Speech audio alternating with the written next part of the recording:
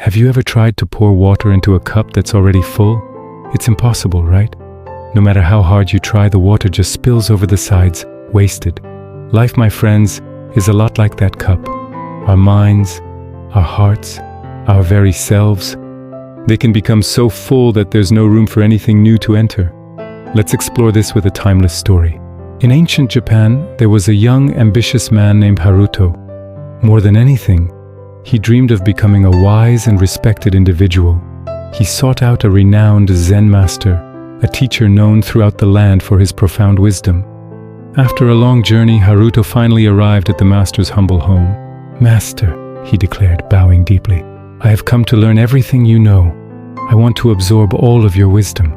The teacher, with a gentle smile, welcomed him inside and invited him to sit for tea. As soon as Haruto sat down, he began to speak, his words tumbling out in a rush of self-importance. "I have read so many books," Haruto boasted. "I've studied philosophy from the great thinkers. I know the intricate histories of our land, and I understand the complex ways of the world. I believe I have a very strong foundation for the wisdom you're about to teach me." He continued on and on, listing his accomplishments and his knowledge, eager to impress the master with his full mind. The teacher listened patiently, his smile never wavering. He picked up the teapot and began to pour the warm, fragrant tea into Haruto's small cup. The dark liquid rose steadily, climbing the ceramic walls. It reached the very top, the brim, but the teacher didn't stop. He just kept pouring. The tea began to spill over the edge, cascading down the side of the cup, forming a puddle on the polished wooden table. Haruto, shocked, jumped to his feet. "Stop! What are you doing? The cup is full! It can't hold anymore!" he cried out, pointing at the overflowing mess. The teacher calmly set down the teapot, his gaze meeting Haruto's. "Yes," he said softly, "just like this cup, you have come to me full. You are overflowing with your own opinions, your preconceived notions, and your pride.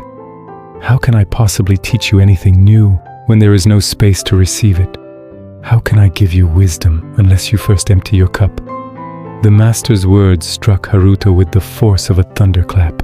He stood there in stunned silence, the spilled tea a perfect reflection of his own state of mind. He had come seeking wisdom, but he had arrived with arrogance, not humility.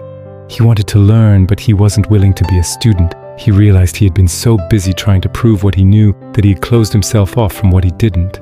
From that day forward, everything changed for Haruto.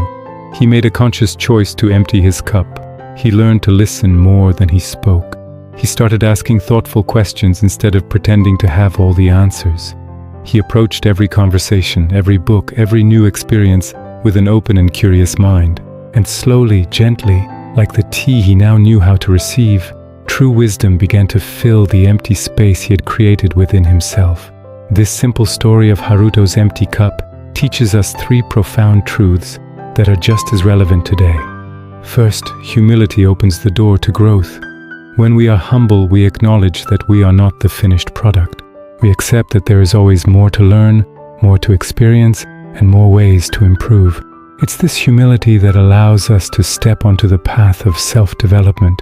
Second, real learning begins only when we admit we don't know everything. The moment we say, "I know it all," we shut down our ability to learn. True intelligence isn't about having all the answers.